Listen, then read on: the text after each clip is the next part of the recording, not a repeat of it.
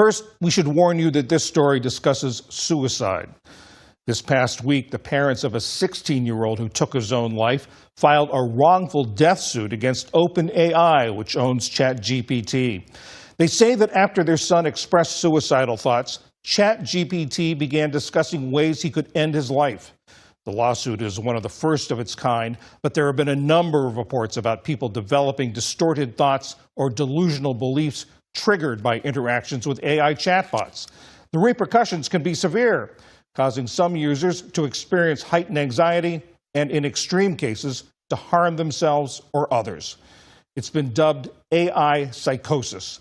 Psychiatrists are warning about a new phenomenon called AI psychosis. It's real and it's spreading fast. It's when a person's conversation with an AI like ChatGPT trigger a break from reality. Take this Reddit post, for example. A woman says her partner, after talking to ChatGPT, now believes he's a superior human and the next messiah. He's not alone. Psychiatrists are seeing a growing number of people hospitalized after their lives began to spiral following intense interactions with AI. AI is designed to agree with you. It's a sycophant. It learns your beliefs and mirrors them back to you stronger. As one psychiatrist put it, AI is a hallucinatory mirror. If you think, I might be special, the AI will say, you are special. Then you are very special. Then you are the most special person to ever exist. It's a delusion feedback loop, and it's preying on the very things that make us human. Welcome back to my desk, family. Today we're going to dive into a topic that's been floating around in tech, psychology, and even everyday conversations. AI psychosis. Now, don't let the word psychosis scare you. It doesn't mean that robots are going crazy. It's about us, humans, and how our interaction with artificial intelligence can sometimes distort our thinking, our emotions, and even our sense of reality. So grab your coffee, relax, and let's break this down together. AI psychosis is a phrase some experts use to describe the mental and emotional strain that comes when people begin to rely too heavily on AI. It can look like over-identifying with AI responses, treating them as if they're more real than human conversation. It can look like losing touch with reality because the answers, stories, and patterns generated by AI can feel convincing, even when they're not entirely accurate.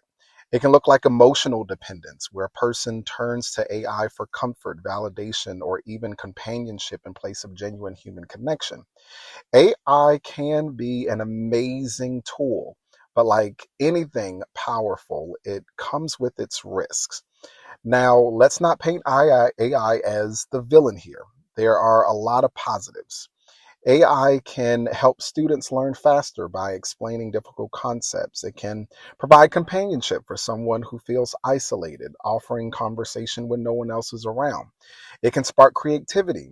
Writers, musicians, and entrepreneurs are using AI to brainstorm ideas they'd never have come up with on their own. And for those dealing with grief, stress, and anxiety, AI can sometimes be the first safe step to open up before they reach out to an actual human being. So yes, AI can empower, encourage, and even comfort. But here's the flip side. When people lean too hard on AI, things can get unhealthy. Misinformation. AI can sound convincing, but still give you wrong or misleading information. If you trust it blindly, you might make choices based on faulty guidance. Also, isolation is a problem. Instead of seeking real human comfort, people may retreat into AI conversations, deepening essentially their loneliness even further. There's also distorted thinking. Spending too much time in AI-driven conversations can blur the line between what's real and what's artificially generated. And then, like we saw inside of this video, sycophantic replies. Here's the big one. Many AI systems are designed to be agreeable. They mirror your thoughts back to you, often agreeing. And when maybe you're wrong or need a different perspective, AI doesn't offer that. That constant yes can make someone feel validated, but it can also keep them from being challenged or growing. Imagine always having a friend who just nods along and never offering a reality check. It feels good, but the truth is that it's not healthy.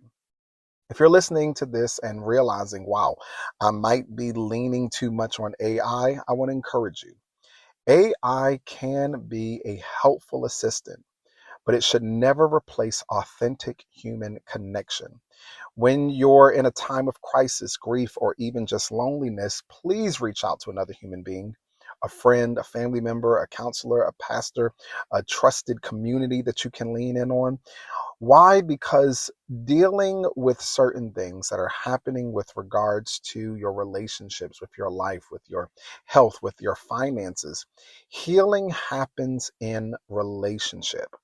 Growth happens in community, and comfort, real comfort, often comes through someone who can sit with you, cry with you, laugh with you, and not just generate a response. AI can talk to you, but it can't hug you. It can encourage you, but it can't pray with you from a place of shared experience. So use AI, but don't let it use you. AI psychosis is real, but it does have this ability to control us if we allow it to. The key is balance. Appreciating technology while remembering our deepest needs are still met in real relationships. I love to hear your thoughts. Do you think people are becoming too dependent on AI? Have you caught yourself slipping into AI overuse? Drop your thoughts in the comments. I want to start this conversation with you. And if today's conversation gave you something to think about, do me a favor. Hit that like button, share this with a friend, and subscribe so you don't miss a future episode. Until next time, remember, tools are helpful, but people are essential. Stay rooted, stay encouraged, and keep growing. Thank you for joining me at my desk. I'm Dr. Dandridge, and I'll talk to you in a future conversation.